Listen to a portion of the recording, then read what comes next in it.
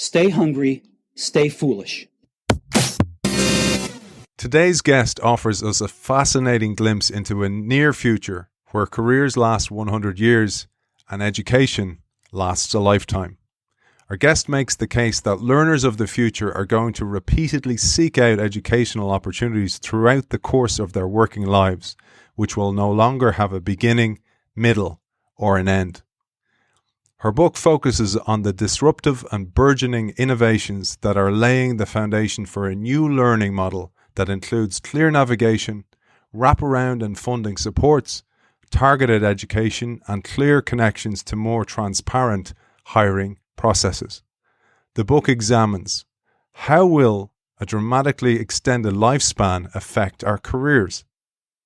How will more time in the workforce shape our educational demands?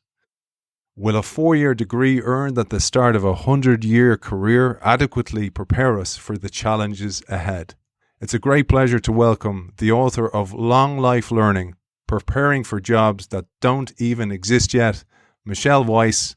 Welcome to the show. Thank you so much. It's good to be here. It's an absolute pleasure to have you with us, Michelle. And just good news for our audience. Behind me here, you'll see a copy of Michelle's book. It's beautifully designed, Michelle, just like your beautiful living room there. It's lovely design. You brought flowers into it and nature and everything, just like those beautiful Mother's Day flowers behind you. So it's a great book. I highly recommend it. Just sign up to the innovationshow.io newsletter and you will be in with a chance of winning that book.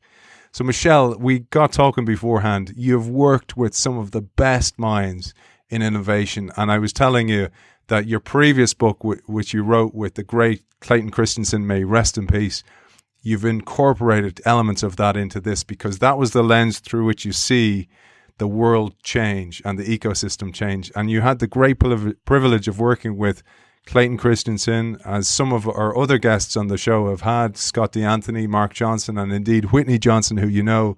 And his passing gave you a chance to reflect on his theories and how they are playing out in the educational field. And I loved how you put this, and I want to set you up here to please bring it home. His theories provide a constructive lens through which to analyze the unknown and the nascent. Beautifully said, Michelle. Thank you. Yeah, I think it's something that took a little while to realize that he had completely changed my worldview so that when I was confronting something new, I didn't perceive it as a threat or want to dismiss it. It's this very different approach to thinking about the innovations in front of you, where sometimes, depending on your stakeholder view in an ecosystem, so if, in the world that I live in, which is this kind of space between education and work, when I was a professor, there were certainly things like the innovations in online education where your immediate reaction is to kind of push it away or scorn it or dismiss it or disparage it because it's nothing like what we do here in this particular college or university. And what was so neat about the theories is you realize that this happens across every single industry, across every domain. This is our instinct as humans, is to kind of quash that newness as, that's nothing. It's nothing to pay attention to. Meanwhile, there are all these mechanics at play that make it possible for these different kinds of solutions to ultimately take up, space in the market. And so, a lot of people say this, and it was fascinating, around the memorial and funeral of Clay, everyone was talking, it was almost becoming a little bit trite sounding that he changed our worldview. But as I reflected, when all of this kind of happened, it's hard to deny. It's just a truth. These theories help you kind of have a more positive orientation toward the future. Beautiful. And I love how you articulate the disruptive innovation. I'm going to come back to that because you do an absolutely beautiful way of simplifying it as well. So we'll come back to that. But I wanted to draw our attention towards some of the analysis that you did, because you analyzed the non-consumers in the world of adult education even before the pandemic, you say, before the 2008 financial crisis. It left many people unemployed, often because they lacked the skills required for the new shifts in the workplace. You say our systems are brittle and do not fit everyone. Learners are forced to fit nonlinear realities into a rigidly linear system, and therein lies a massive problem. When I was reading through a lot of the research on the future of work, I was just starting to realize that so many of the different analyses and thinking about how we prepare for the future was so oriented around the things or the it or the jobs or the number of people who would lose their jobs to automation and computerization. And I just realized that at a certain point, all of those numbers and statistics just kind of made us feel stuck and paralyzed, because it's just overwhelming to think about millions upon millions of unemployment claims, in the case of the pandemic. But when we actually shift our thinking from the future of work to the future of workers, it becomes a whole lot more manageable to think about the kinds of barriers we need to solve for in order to move forward. And so the way that I leverage this concept of the non-consumers, or the people for whom the alternative is really nothing at all, was to think about all of these displaced workers from the 2008 recession and through this pandemic, to realize what were all the different kinds of obstacles and barriers that learners and workers who were not thriving in the labor market were signaling and discussing. And so we did a lot of deep dive kind of qualitative interviews with folks in this kind of bottom quartile of our population, to really understand what was kind of getting in the way of their pursuit of advancement. And in those 1-hour interviews with a little over 100 different interviewees, we realized that there was just this coalescing around these 5 different areas. And it's really what are the building blocks of these 5 principles of what I call a long life learning ecosystem. If we actually want to build toward the future and build a better functioning ecosystem so that we can all navigate job changes more seamlessly, we need to solve for these kind of 5 barriers, and happy to go into them. But that was sort of the way that we entered into the research. And I'll come back to those 5. So I wanted to, though, first recognize something that is in the title. So for a long time, by the way, when I had the book, I kept saying lifelong learning. And then I realized one day I picked it up, I was like, oh, it's long life learning. So we need to address that. And we've had Aubrey de Grey on the show before talking about ending aging and his work with sense, and this whole idea of removing the fact that we will die and making those final years, those final decades more pleasurable than they are, where we're not these broken bodies. But that also raises what you're talking about here, is that the careers that served us in the past, firstly, they won't exist because the world's changing so rapidly. But also then we need to have this flexible mindset. So I'd love if you'd share this about the aging of the humanity, because we're living longer. Yes, we are living longer than we had anticipated. Our structures are set up for, a shorter lifespan and a shorter work life. And so we're seeing what is happening now, where people are staying in the workforce at historically high rates, well into their 60s and 70s. And there are these different kinds of theorists and futurists and experts on aging and longevity who are predicting different forms of delaying death. Right? Some in the form of immortality, some saying, we could expect to, there are people who are being born today who will probably live to be 150 years old. And whether or not you kind of buy into what number we're looking at for a longer life, for me, it was just a really helpful mental model to kind of break us, just sort of snap us out of our stupor, because I feel like this concept of lifelong learning has been in the ether for decades. And we all agree, yes, we should be lifelong learners. We should be constantly kind of retooling ourselves to remain relevant. But when you actually look at the different kinds of investment in our infrastructure and the different kinds of systems that exist, you realize we're not doing anything to actually make more on and off ramps in and out of learning and work. And when we all think about just navigating a single job change, it feels so inordinately difficult. And what's helpful is when you actually just look at, in the US, our Census Bureau data, we're seeing that early baby boomers are experiencing, on average, 12 job changes by the time they retire. far more, I think, than we ever expected, right? And so it's not actually that hard for us to extrapolate with, even just a slightly extended work life. We may be looking at 20 or 30 job changes to come. And where are we going to go? We know we're going to have to continuously access new skills and attain and acquire these new skills to remain relevant with all the different forces of technology around us. But where are we going to go? Are we going to go back to school? And so all of these questions were just so helpful in kind of spurring, thinking about how we move toward action, and just that kind of that framing of long life learning that trips us up and, makes us want to think about lifelong learning. That is that concept to sort of say, if we struggle with one job change, how in the world are we going to do this 20 or 30 times over? Yeah, and I loved you mentioned about Clayton giving you mental models. You helped me with some mental models here through reading your book and your work. And I love the one that is a shift from learn, earn, rest to an evolution of a cycle of learn and earn. And that's a nice mental model as well. So there's no safe harbor of rest anymore. But also, if we're living longer, the sense of purpose will not be often fulfilled in a long, long period of pension. And then on top of that, you mentioned, well, actually, when people are living longer, the cycle of the pension funds being available is becoming less and less. There's a lot in there that we need to think about, and you bring us through every part of the ecosystem. Yeah, I found it was helpful to think about ourselves as working learners, because whether or not we have a job right now, or we're a learner or a student right now, we're always going to kind of be cycling through both or juggling both at the same time. And I think what's helpful is there's also a little bit of selfishness that's helpful in this mental model, where once you realize, okay, it's not about just the future of work, it's about the future of workers.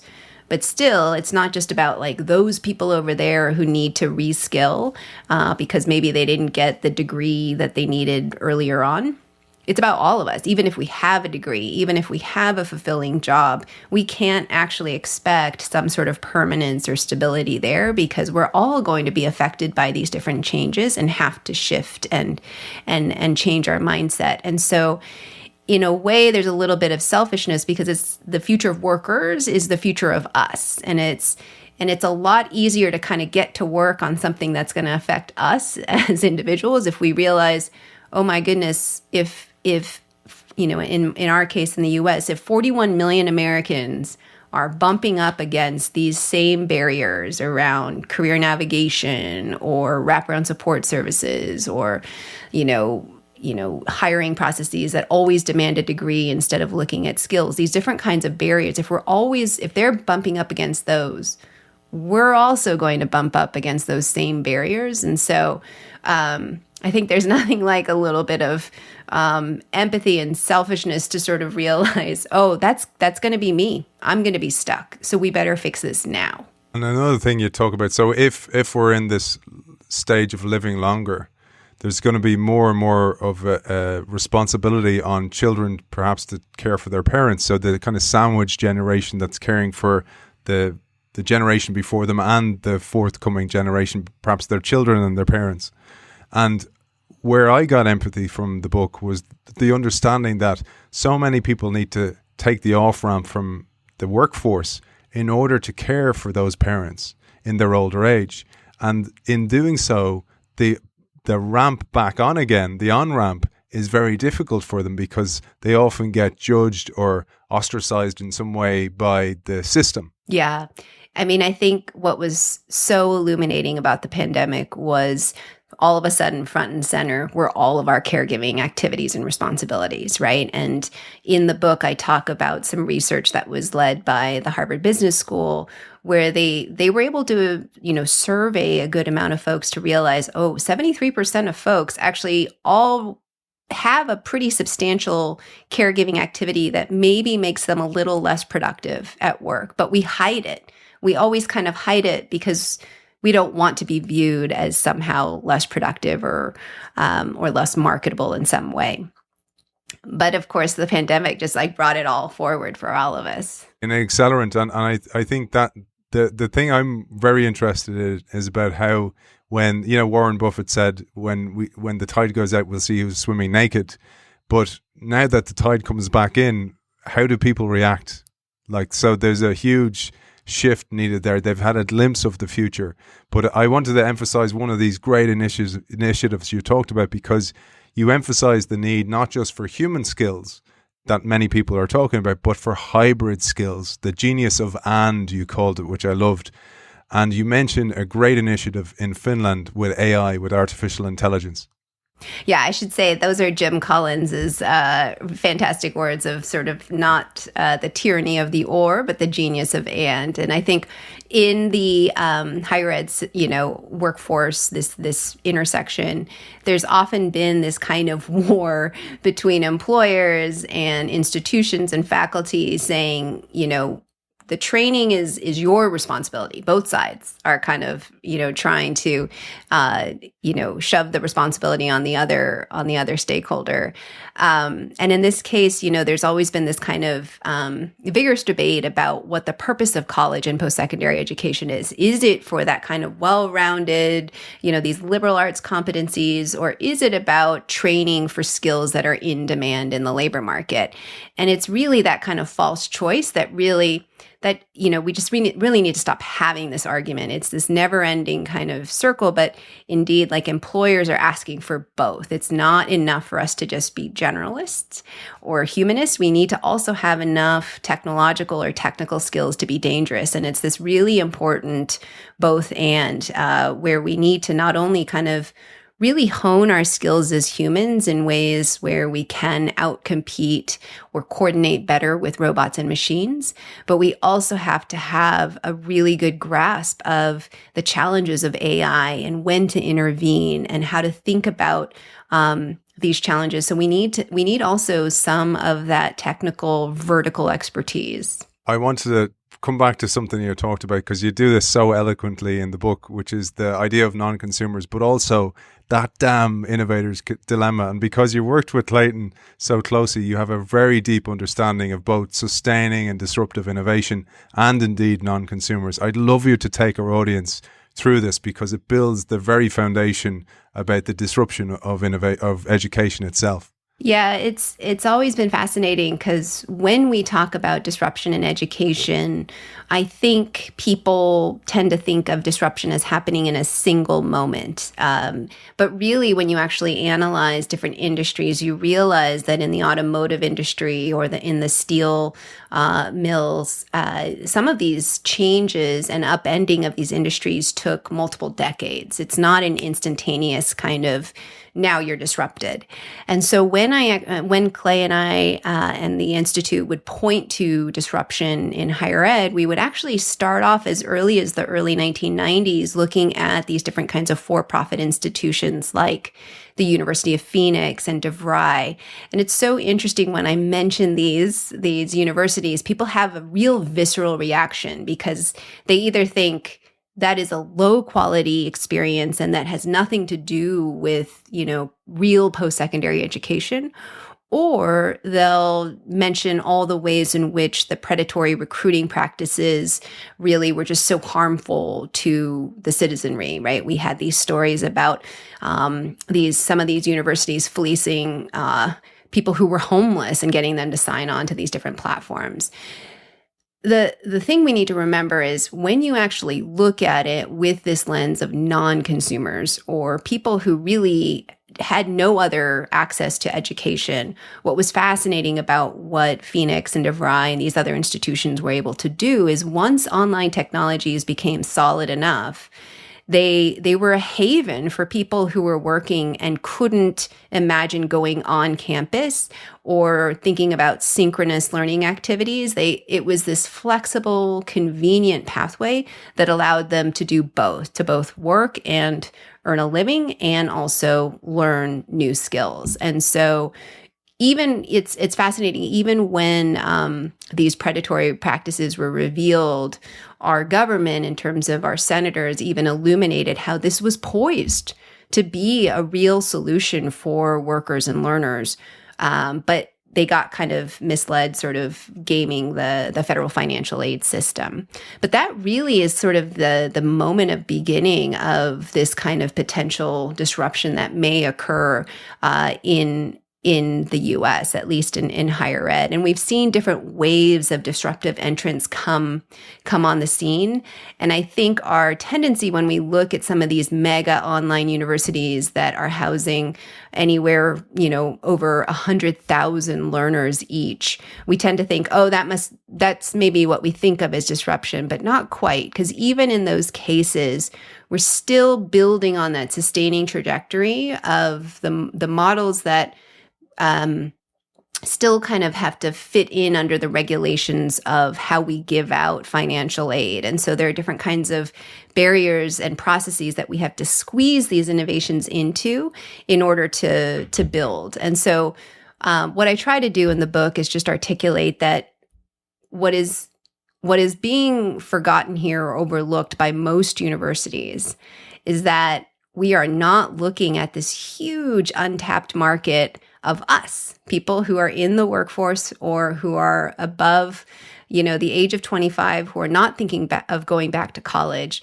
All of us who are going to have to retool are going to be some of those non-consumers in the market. And we're not looking for a 4-year degree experience, right? We're not looking to go back on campus.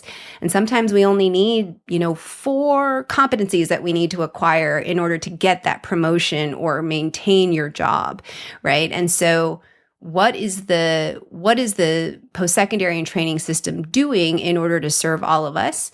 The theories of disruption are really helpful in kind of illuminating why there is such kind of stagnation and why there seems to be little reaction to all these changes in the current labor market. I'd love if you'd share it in the context of the motor industry like you do in the car. You tell a great story about Toyota, for example, being a disruptor. And this is unbeknownst to so many people because the main car manufacturers were tending towards the needs of their best customers. And they ignored the non-consumers. And there's a quote I love that I talk about in my own book, Michelle, the Buckminster Fuller quote, that there's nothing in a caterpillar that tells you it's going to be a butterfly. So people dismiss the potential. And in doing so, they when they recognize there could be something in that, then they encounter the famous innovator's dilemma. I'd love if you took us through this. Yeah, so one really helpful and fast way of understanding what a non-consumer is when we talk about this concept of people for whom the alternative is nothing at all. Easy way to understand it is when we think back to the big 3 car manufacturers in the US based in Detroit, who were kind of making money hand over fist and really just kind of at the apex. Meanwhile, Toyota kind of comes in with its first car in the US called the Corona.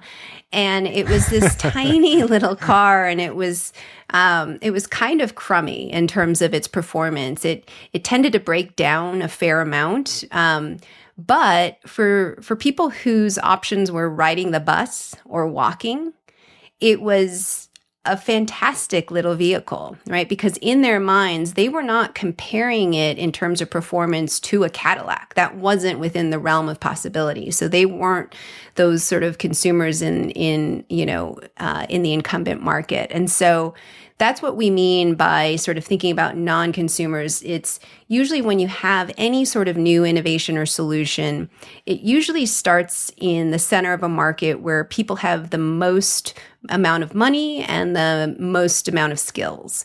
Over time, the innovations start to kind of touch larger populations with folks who have fewer resources because the innovations get cheaper and cheaper. But a disruptive entrant really kind of starts on those outer skirts of our populations to say, we're going to deal with people who are not actually the consumers in that center of the market and appeal to them. And what's interesting is the big 3 car manufacturers were more than happy to sort of cede that portion of the market to Toyota. They didn't want to be building Pintos. They didn't want to be building these low-end cars because when they built a new Cadillac, their profit margins were so much larger, so they could build better and better cars for their best customers.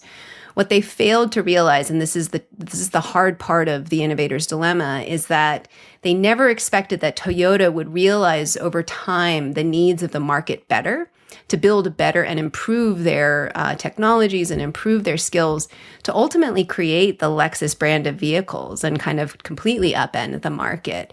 And that's usually what happens, is that it's the innovator's dilemma is that it doesn't make any sort of financial sense for the groups at the center to continue innovating for populations, that are larger, who have fewer resources.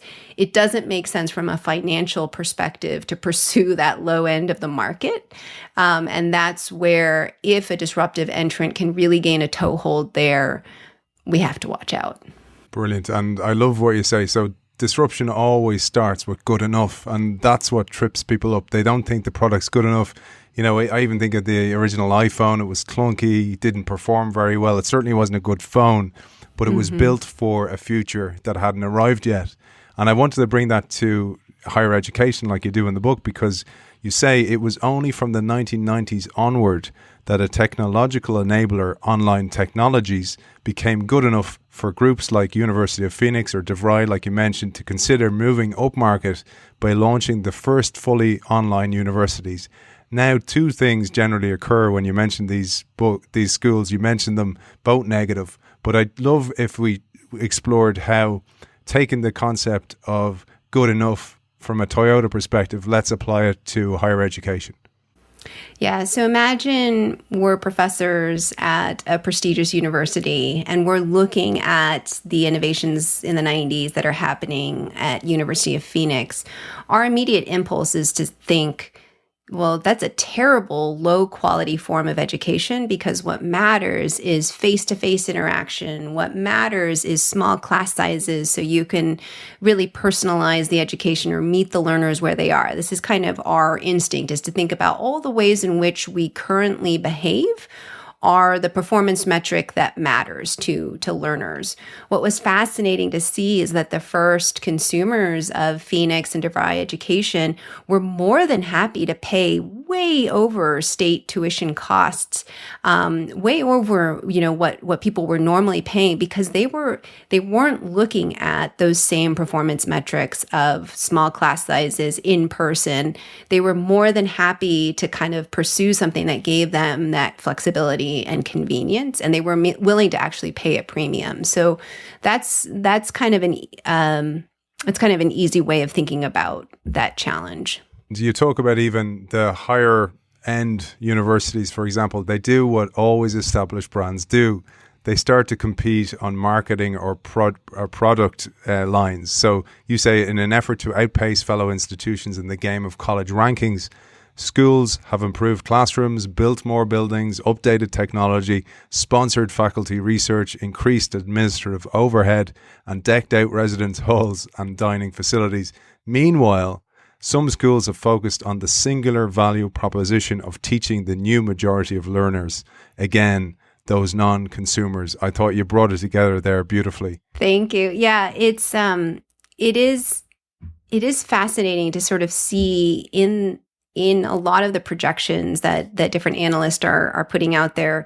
There is this growing potential cliff of enrollment that we can foresee already, where we actually haven't been having enough babies since the last recession to build a college-going population that will fill the seats of the universities that exist in the U.S. We just don't have enough people to fill those seats. And a lot of these schools are tuition dependent. And so you would wonder, why aren't these schools actually changing their behavior and trying to pivot and sort of unlock more solutions for adult learners or working learners? And we're not seeing that happen. And part of that is just that there's this incredible amount of inertia that exists because the model that they have today, it took so long to iterate and kind of start to actually figure out a revenue model that made sense. And we have so many different kinds of value propositions that we offer in a traditional university around teaching, research, and social growth. And so it's just hard for us to respond nimbly. And that's what it I'm getting at there. It was interesting as I was I wanted to share with you just like a new sort of example of this kind of tendency for us, if we're at the center of the market, to dismiss something. In the neighborhood that I live in, one of the houses that I walk by frequently has just like a little sort of almost like a little house that they've kind of built onto a little post out on their lawn. And in it, there are like 10 different books in there that people put in there, and they take a book they want to read. And so it's this kind of, if you take one, the expectation is you put one back in there. And it's this lovely little thing where you actually, get to just sort of quickly get a free book and then give one away that maybe you're not reading anymore. And I was talking, it was really sweet. And I was talking to a librarian about this, and she said it's hilarious because her colleagues who are also librarians hate those things because they think it's not a library. It's not curated, right? It's that mental model of this isn't the right thing. Meanwhile, it's helping us as these non-consumers be delighted by this little innovation, right? And it's that same kind of thing of that's not the right way to do things. That's kind of our, the way that we currently do things is the right way to do things. And that's the mental model that we have to kind of break. Yeah, and you see it so many times where people who are actually brilliant, they're geniuses, but it's the curse of expertise and they become blind and defensive. I'm sure you saw that in your academic career. But I wanted to bring it to the story of Paul LeBlanc, who introduced some basic rules of decentralization informed by Clay's research, including, I loved these rules, room to play by different rules, finding underserved markets, clarity about the job we are doing, and he described these moves as a way to negotiate some breathing room among the different entities as well as their governance structures. And that separation is critical in allowing the new thing to prove itself and to figure out the new business model. Again, giving it the time to get to a point of either proving or not that there's a market for it. And so many times it's quashed in its infancy, in its embryonic stages. Or the sort of newer solution wants to co-opt it and says, no, I can take care of that. I can do it. I can do that new model that you want to test out, and I can pilot it. And it's fascinating with, so I used to work with Paul at Southern New Hampshire University, and it was so amazing to see what they were able to build out of their, 2,000 person campus-based experience to build this kind of online machine. But it's fascinating because that online credit hour-based machine was so incredibly successful that when they actually tried to spin out a few more different business units, it was inordinately difficult for those new units to get that breathing room. It's the same exact dilemma that happened over again. The cycle happened. Yeah. Wow. Yeah. It was fascinating to see. And I remember I happened to see Clay at a board meeting, and I pulled him aside and I said, Clay, the innovator's dilemma is real. I'm seeing it. I'm seeing it in action right now because it's so hard to relinquish that new activity and give it that breathing room when this sustaining trajectory of even this kind of newer innovation, there is that new sustaining trajectory of that online education opportunity. It's so powerful and alluring because it's making money, right? How do we then start losing money on this other thing? And even though we're experimenting with something new, how do we give it the space to build out its own business model?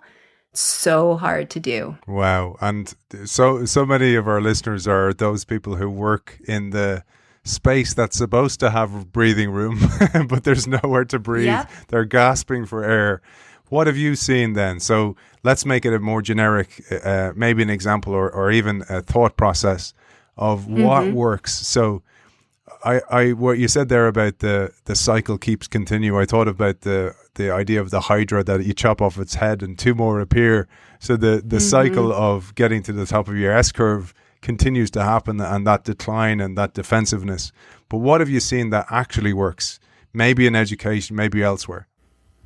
Yeah, I mean, part of it is time. we need to give these new innovations time to burgeon and bloom. It's not going to happen instantaneously, and sometimes they're going to look like a failure initially. And so even 3 years is maybe not enough. I think we want to think of these sort of disruptive innovations or these new solutions as instantaneous things that are immediately going to help us. But sometimes these things are going to need close to 7 years to sort of figure themselves out. And we have to be patient. And that is really, you hear a lot of people talk about patient capital. It's still, there's not a lot of kind of heft to that word sometimes, because people will use it, but then they are asking for, why are we not figuring out this challenge, or why are we not figuring out the volume play here? So I think one important piece is just it's not even the physical space, it is time. And it is really that ability to have freedom in creating a wholly new business model that looks nothing like what the existing business is doing. So I think that is key, and having separate team structures to kind of innovate. It's interesting because I'm in the end of June, I'm going to be joining a university system that is mostly online, and Congrats. I'm going to be. Thank you. I'm going to be building out new programs for this national university system. And that same question is coming up. We know we need to kind of augment our existing programs, but we also know we need to build new programs that are truly aligned to workforce needs. Who owns it, right? Who's doing it? And how are we going to make sure that the incentives are aligned so that people aren't kind of hurting one another inadvertently because they're sort of thinking of this as some sort of territorial or zero-sum game. And so I'm so deeply cognizant of these challenges because I've seen it happen in the work that I've done. And even as we talk about autonomous growth units or these skunk works or federated affiliates, it all sounds great in theory. It's really difficult to kind of put into action. Yeah, because we're human after all, and we have biases and cognitive, issues and blockers, etc. But I loved what you said here. You said it's not just that the education infrastructure has failed to keep pace with tech's transformation of the economy, as corporate leaders are prone to suggest. So there's a blame game going on here. There's also an onus on companies just as much as it is on the higher education system to respond more rapidly and urgently to the changing nature of work. You mentioned time being an enemy there for an embryonic new idea or an S-curve jump, but it's also the same within organizations. They don't allocate time for people to learn, and that needs to happen on a much more regular basis. 100%. Yeah, it is this challenge of time poverty. I think we all felt it acutely during the pandemic when suddenly we had no way to outsource any of the things that take up our time, right? It was all on us, and suddenly we realized we have no time to do everything, right? It is really truly one of our most precious resources. And within the realm of employers and businesses and corporations, we often hear this mantra that our largest asset is our human capital. And yet we do so little to invest in our own people. And there's amazing research that I share from Peter Capelli, where he's shown how over the last 4 decades, there's just been this sharp kind of dwindling of the amount of time we invest in new workers and try to train them. We're always trying to cherry pick and recruit new people who have exactly the experience that we want to sort of slot them into the new unfilled role. And we just can't sustain that activity, from here on out. It's not going to work. We have to look at the people around us and understand how we start kind of giving them the skills and tools that they're going to need for the emerging jobs that we're seeing on the horizon. And that's really going to involve time. We can't just expect these busy humans, all of us, to layer this on top of everything else going on in our lives. We have so many other responsibilities and things that sort of tear at us that make it hard for us to pursue more education. So the most forward-thinking companies are going to be the ones that are thinking about internal mobility pathways, making it clear to their existing workforce how they move up, how they skill up, and also offer the time, whether it's 1 hour a day or 1 hour a week, for people to actually build those new skills. It has to be this kind of embedded, hands-on, in the flow of work activity. It can't be something we just expect them tacitly to accomplish all on their own outside of our work time.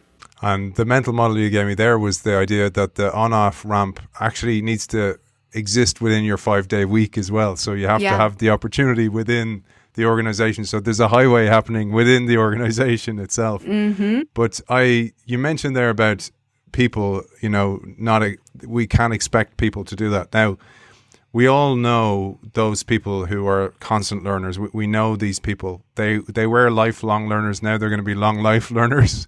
But they put an onus on themselves. They take responsibility.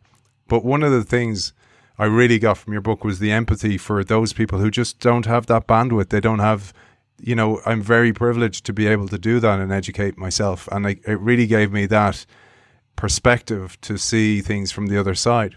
But I wanted to talk about the onus on ourselves, because I love the concept in life of when you point the finger, there's 3 pointing back at you. So playing the blame game, you got to go, but what did I do to contribute to that? And bringing it back to what we talked about, the innovator's dilemma, if I'm successful in my career, I can be susceptible myself because I can't see why I need to train up and skill up for something that doesn't exist yet. You mentioned, for example, AI, or cybersecurity, or all these burgeoning, they're not coming, they're here. But they just, as William Gibson said, not equally dispersed yet. But you talk here about when the moment arises, we're stricken by fear and we don't know where to turn. And you give an example of Steve, and you say he must find the right learning experience that aligns with his chosen career path, but also determine how his transferable skills can be redeployed in novel ways. And then he needs a way to package his past experience and skills into a format and language that prospective employers can trust and understand, because that is very difficult for somebody. They're not storytellers. They can't frame their story well because they need to have a sight of what are employers asking for or looking for. You talked about the transparent hiring processes. What does the market need? And what am I capable of doing? There's a kind of triumvirate of perspectives there. Mm-hmm. Yeah, it is. So the challenge for all of us as we kind of negotiate this longer work life is, even for people who aren't autodidacts, who aren't sort of these lifelong learners at heart, the thing is, all of us are acquiring new skills. We just don't have the language, and we don't have ways of surfacing those skills and help make them understandable to a future employer. So I steal this phrase from Peter Smith that's called hidden credentials. We each have hidden credentials. We just don't have ways of formalizing that and making it understandable and translating. And so this is where I think there's actually some really interesting innovations occurring in these different kinds of AI-powered platforms, where now these different sorts of machine learning are recognizing that as we type in something like barista, we can actually realize that, oh my goodness, by doing that work, we actually were honing these different competencies in customer service or budgeting or, whatever the change management, whatever the skill may be. And as we get better at just sort of understanding, oh yes, that is me, I do know how to do those skills, we actually start to open ourselves to new activities that we never imagined possible. And so in the case of Steve, what's interesting is this is a real interviewee we chatted with who was 51, knew he needed to work for another 15 years. And his immediate thought was, well, I think I should just maybe become a teacher because I like kids. But that's how we generally kind of think as humans, where we don't have a whole lot of imagination in terms of envisioning what is possible because we don't know what truly are our transferable skills. We don't know which skills actually port over from this domain over to a seemingly unrelated new opportunity in systems network analyses or, being able to be a human resources manager. And these AI-powered platforms are giving us some of those, giving us that visibility to say, oh, we're actually 85% of the way there, and we just need to acquire these 10 skills. Suddenly it becomes a whole lot more doable. And so that's one of the exciting ways in which AI is not hurting us, but potentially helping us. I love that. And you mentioned earlier on the 5 guiding principles. love us to share this perhaps as a kind of a final message for our audience, because the book is like a mountain. So you kind of go up the mountain of all the obstacles that we need to overcome, and you're going, well, here's from my experience and those lenses I've picked up over the years that I can see it unfolding and towards a more spaceship Earth. I like to talk about this idea that we're all crew, there's no passengers, that we have to enable our brothers and sisters across the planet, because if they're failing, we're failing. We're the same people. And it's not about the gods and the useless, as Yuval Noah Harari would say. It's about everybody having a part to play and the wealth being dispersed across those people to enable them. And it's I love the concept of, it's not teaching a man or woman to fish. It's not fishing for them. It's teaching them to fish, because there's real purpose in that as well, which tees you up beautifully for the 5 guiding principles, that your formula for success. Yeah. So one of the reasons why the cover of the book has that kind of nature imagery on it is because I talk a lot about ecosystems in this book. And the reason why is because what we have done thus far is function as systems, as a lot of very siloed systems that are not integrated, not easily understandable or navigable. So we generally kind of talk about K through 12 education over here, college, workforce training over here, employers. We have policymakers over there doing something different. Everyone is kind of looking at the bird cage. This is Marilyn Frye's metaphor. We're looking at the bird cage by looking at a single bar, instead of sort of stepping back and realizing the great interdependence of what is going on here. And I think one of the big misunderstandings of the theories of disruption is that you have to sort of blow things up and start from scratch or build something new. And that is absolutely not what Clay was talking about. And one of the ways in which we can kind of approach this differently is think about these different kinds of interdependencies as an ecosystem, and how we actually have to knit together a lot of these different solutions that already exist, along with new solutions that are in service of the job seeker or the non-consumers. So the idea is that from all of that research that we did, the qualitative interviews with folks, we realized that people are seeking better career navigation or guidance. They are looking for human touch points through wraparound support services. They are looking for more precise educational opportunities. They're not always looking for a bundled 2 or 4 year degree. They are looking for integrated earning and learning experiences, so learning on the job in that kind of embedded, hands-on, experiential way. And they're looking for fairer and more transparent hiring practices. And the important thing here is, like, for each of those 5 principles, those need to be in existence in order for this to become easier for all of us. So if we think about navigating a job change, we need solutions knitted together across all 5 of those principles. We need them all to exist in order for us to make a seamless change in the job market. And I think what we've tended to do up until now is focus on a single solution over here. Or maybe we have solutions that exist in all 5 buckets, but for a lay job seeker, or if you're just talking to someone on the side of the street, they have no idea that some of these solutions exist. So how do we bring all of this together in a way that is just so much more comprehensible and navigable to any person? And that is this real concept of this new learning ecosystem that we need to be aspiring toward. It's not just one or a couple of these pieces. It's all 5 of these principles that need to come together, but completely oriented in service of the job seeker, not in terms of a funder or a philanthropist or a policymaker. It has to be so that anytime we talk to someone and say, how are you going to navigate your next job change? They know who to turn to, where to call, which learning providers are really providing those legitimate experiences that employers will validate and hire me based on. So those are what we mean by the 5 guiding principles of a better learning ecosystem for the future. One last question for you, which is, if you think about higher education needs to be reformulated, recalibrated, what about getting in at an earlier level? So the primary school, the primary education of the future. Do you have some thoughts on that one?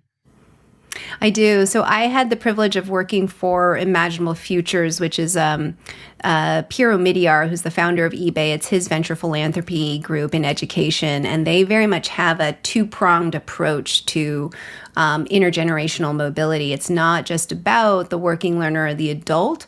It's about early childhood interventions, because we know that some of the most critical interventions that can possibly occur are even before the age of 3. Right. And so a lot of these things that we're remediating for now as adults are things that really we need to sort of solve for much, much earlier on, even in the first 20 days of life. Right. There's more data coming out how important it is to sort of build that stability and reduce trauma in our children's lives. So it is absolutely critical that those early interventions are happening.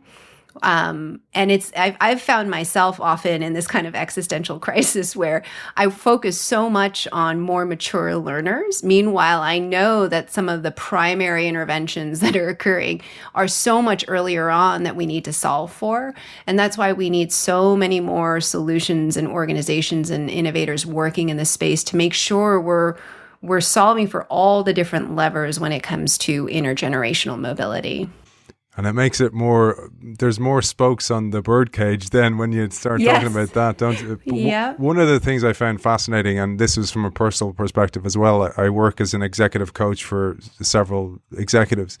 And firstly, I had empathy. I do some pro bono work for those people who can't afford it. But I felt the Sherpa responsibility to guide somebody was very strong from what your findings were with the interviewees. So yes, there's lots of stuff out there. You can even watch YouTube videos. You can learn from so many wide variety of technologies and platforms. But some people really struggle with that because it's almost like the paradox of choice. They need somebody to speak to. They need somebody to bounce ideas off with. I found that really fascinating. Yeah, I think especially as adult learners and workers, we've been burned in the past by pursuing something that didn't actually yield the result we were hoping for.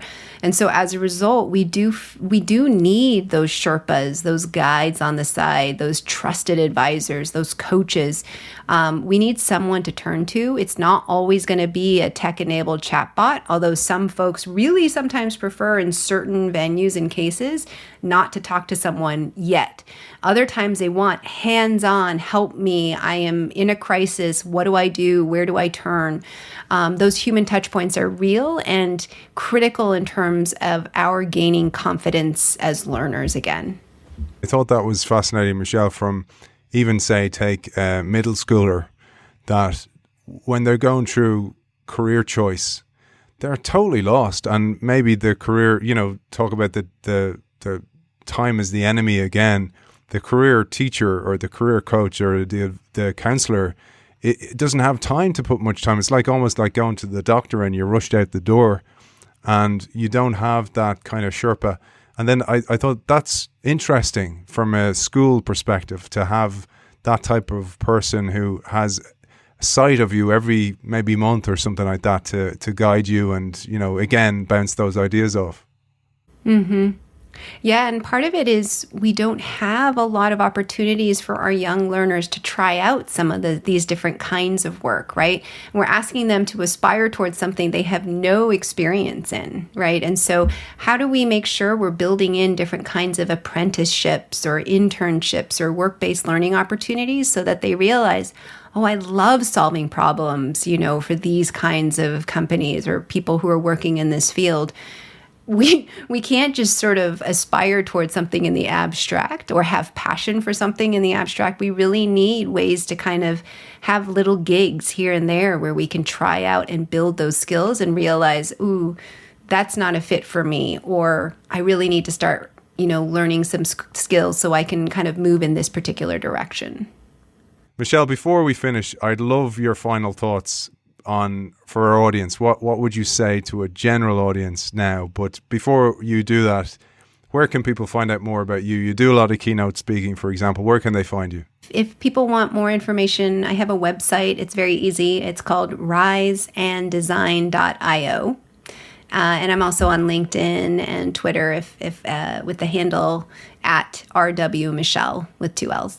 Beautiful, Michelle. And how would you like to close today's show? What I hope folks take away here is that, yes, the future seems deeply uncertain and volatile, but at the same time, there are so many reasons for hope. And in the book, the reason why I mentioned so many of these different kinds of seeds of innovation is to show that there are so many incredible innovators and entrepreneurs and organizations working to try to help all of us and try to create more sort of engines of mobility for all of us. And it's just that the future is going to require a different way of behaving where we orchestrate differently and integrate our efforts instead of sort of plowing ahead in parallel or in silos. And so while it's going to be challenging, I just think that there is real hope in, I feel an abiding hope for this future. And what it requires, though, is that we just begin to build. And you certainly do that in the book, and you do it magnificently. Author of Long Life Learning, Preparing for Jobs That Don't Even Exist Yet. Michelle Weise, thank you for joining us. Thank you so much.